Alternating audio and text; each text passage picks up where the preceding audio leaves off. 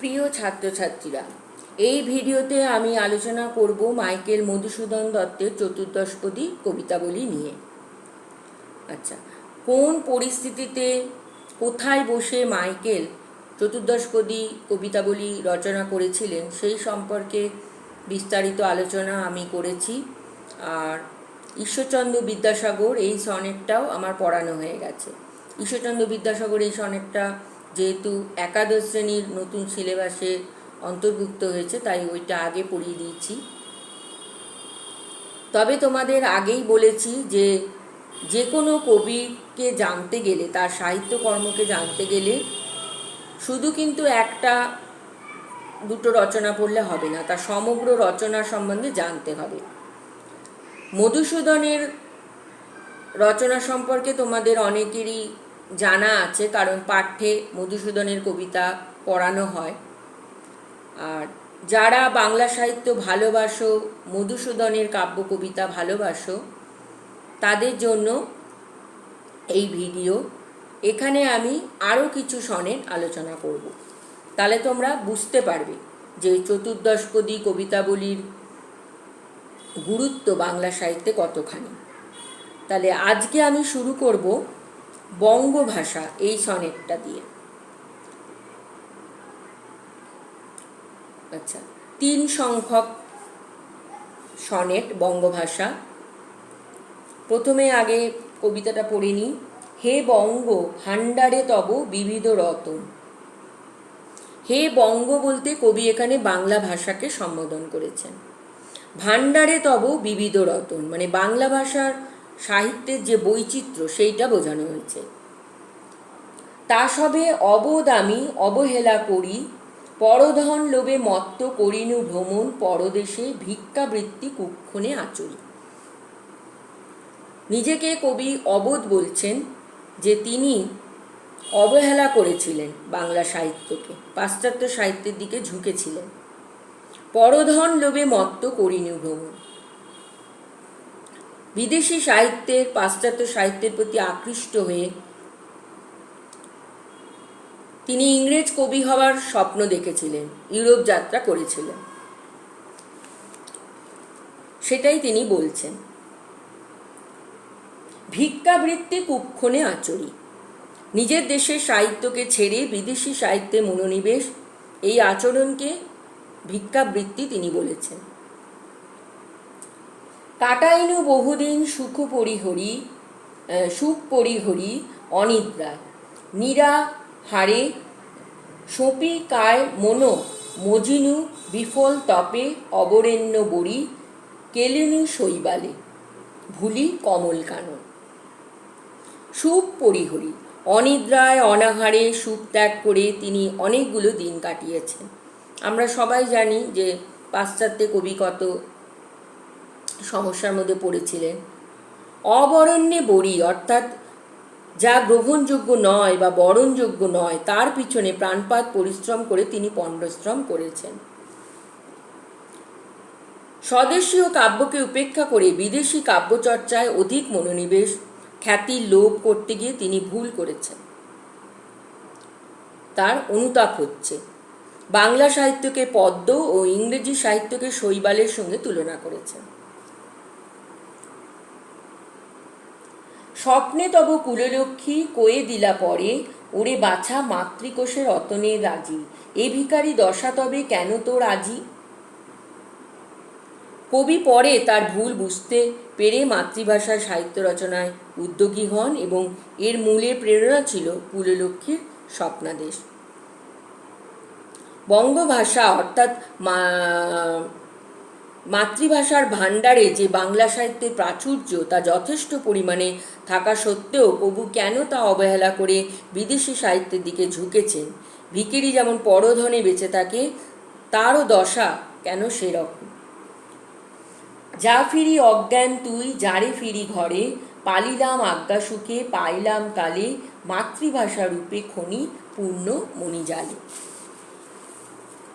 কবি স্বপ্নাদেশ পেয়ে মাতৃভাষায় সাহিত্য সৃষ্টি করতে প্রবৃত্ত হন এবং মাতৃভাষায় সাহিত্য সৃষ্টি করতে গিয়ে মধুকবি বুঝেছিলেন যে মাতৃভাষা বাংলা যেন খনির মতো অনন্ত রত্নের উৎস।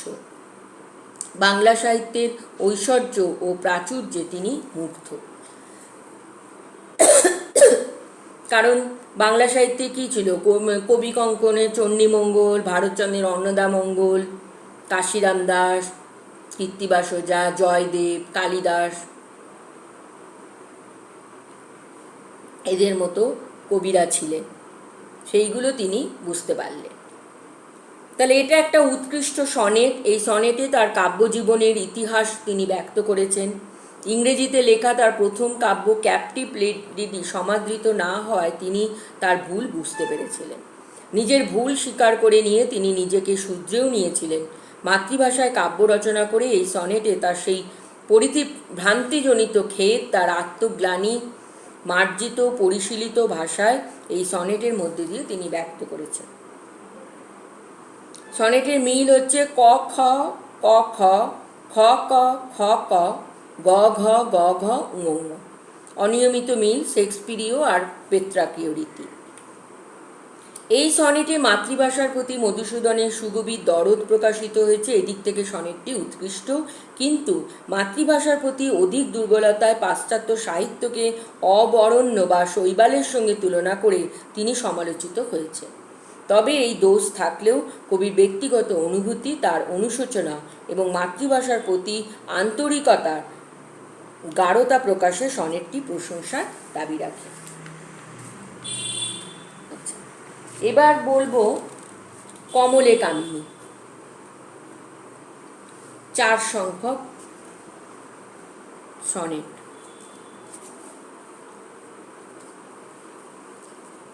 কমলে কামিনী তোমরা জানো যে কমলে কামিনী যে দৃশ্যটা, যে এক অপূর্ব সুন্দরী নারী প্রস্ফুটিত পদ্মের ওপর বসে অবলীলাক্রমে একটি হস্তিকে বা হাতিকে গ্রাস করছে ও পুনরায় উদ্গীরণ করে ফেলে দিচ্ছে। এইটা হলো কমলে কামিনী দৃশ্য। আচ্ছা, তো মধুসূদন এই বিষয়টা নিয়ে সনেট লিখেছেন। তিনি যখন পাশ্চাত্যে ছিলেন তখন তার সব মনে পড়ছে বাংলা সাহিত্য। কমলে কামিনী আমি হেরিনু স্বপনে কালিদহে। হেরিনু মানে দেখলাম, কালিদহ সমুদ্রের একটা অংশ। বসি বামা শতদল দলে, নিশীতে চন্দ্রিমা যথা সরসীর জলে মনোহরা। বাম করে সাপটি হেলনে, গজে সে গ্রাসিছে তারে উগরি সঘনে। বামা মানে সুন্দরী নারী, শতদল দলে মানে পদ্মের পাপড়ির উপরে,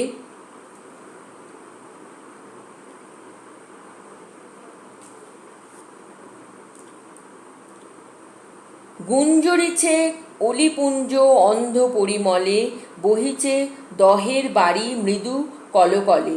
কার না ভোলেরে মনো এহেন ছলনে। সাপটি মানে হচ্ছে সাপটিয়ে, হেলনে মানে অবলীলাক্রমে, গজেসে মানে বৃহৎ হস্তিকে বা হাতিকে বোঝানো হয়েছে, গ্রাসিছে মানে গ্রাস করছে। কবিতা পঙ্কজ রবি শ্রী কবি কঙ্কন, ধন্য তুমি বঙ্গভূমির যশস্বুতা দানে, অমর করিলা তোমা অমর কারিণী বাগদেবী।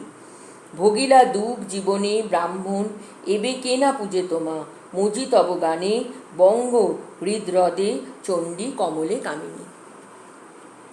উগরি মানে উগরাইয়া, সঘনে মানে ঘন ঘন বারবার, অলিপুঞ্জ মানে ভ্রমর দল, অন্ধ পরিমলে মানে পদ্মের সুরভিতে মুগ্ধ, এহেন ছলনে মানে এইরূপ ছলনায়। কবিতা পঙ্কজ রবি মানে পদ্ম সূর্যের কিরণে উন্মেষিত হয়, কবি কঙ্কনের প্রতিভার কিরণে কবিতা বিকশিত হয়। কবি কঙ্কন মুকুন্দরাম চক্রবর্তীর কথা কবি বলছেন। যশস্বুধা দানে, কবি কঙ্কন যশরূপ অমৃত পান করে অমর হয়েছেন। অমর কারিণী বাগদেবী, দেবী সরস্বতীর প্রসাদে কবির কীর্তি বা অমরতা লাভ, এই অর্থে বোঝানো হয়েছে। ভোগিলা দুঃখ, কবি কঙ্কন মুকুন্দরাম প্রথম জীবনে অনেক দুঃখ ভোগ করেছিলেন, পরে তিনি দেবীর কৃপায় তার খ্যাতি হয়েছিল, সেইটা বোঝানো হচ্ছে। চণ্ডীমঙ্গল কাব্য রচনা করেছিলেন। বাঙালির হৃদয় জায়গা করে নিয়েছিলেন। ঠিক যেমন কালীদহের হ্রদে কমলে কামিনী, তেমনি বাঙালির হৃদয়ে কবি মুকুন্দরামের জায়গা, সেইটা বোঝানো হয়েছে। বিশুদ্ধ পেত্রাকীয় সনেট এই কমলে কামিনী সনেটটি। মিল ক খ খ ক ক খ খ ক গ ঘ উ গ ঘ উ। ধনপতি সদাগর যখন সিংহলে সমুদ্রযাত্রা করেন তখন কালীদহ নামক স্থানে দেখেন যে কমল বনে এক সুন্দরী নারী হস্তি গ্রাস করছেন, আবার পরমূর্তি উগড়ে ফেলছেন। সিংহলে রাজাকে এই দৃশ্য দেখাতে না পেরে তিনি কারারুদ্ধ হন। মধুসূদন বাল্যকালেই চণ্ডীমঙ্গলের কাহিনীর সঙ্গে পরিচিত ছিলেন। এই সনেটে কবিকঙ্কন মুকুন্দরামকে স্মরণ করেছেন, তার কথা মনে করে তিনি চণ্ডীমঙ্গলের কমলে কামিনী কল্পনা করেছেন। ভাবের গভীরতায় সনেটে অন্বেষণ করা বৃথা। এই সনেট চিত্তধর্মী, পুরোপুরি পেত্রাকীয় রীতি পরিলক্ষিত হয়েছে এই সনেটে। তাহলে দুটো সনেট আলোচনা করলাম এই ভিডিওতে। তাহলে এই সনেটগুলো যারা ভালোবাসো, সনেট সম্পর্কে জানতে চাও, মধুসূদনের কাব্য কবিতা যাদের ভালো লাগে তাদের কিন্তু চতুর্দশপদী কবিতাবলী পড়তে হবে, কারণ মধুসূদনের প্রতিভার স্বাক্ষর কিন্তু এই চতুর্দশপদী কবিতাবলীর মধ্যেই আছে। তাহলে আমি তোমাদের সবাইকে বলবো অবশ্যই তোমরা এই সনেটগুলো পড়বে এবং তোমাদের সবারই খুব ভালো লাগবে। তাহলে এই ভিডিওটা আমি এখানেই শেষ করব। যদি এই ভিডিওটা তোমাদের ভালো লাগে তাহলে অবশ্যই ভিডিওটাকে লাইক শেয়ার করবে, আর বাংলা সাহিত্যের এই রকম আরও ভিডিও পেতে আমার সঙ্গে থাকবে। সবাই সুস্থ থাকবে, ভালো থাকবে।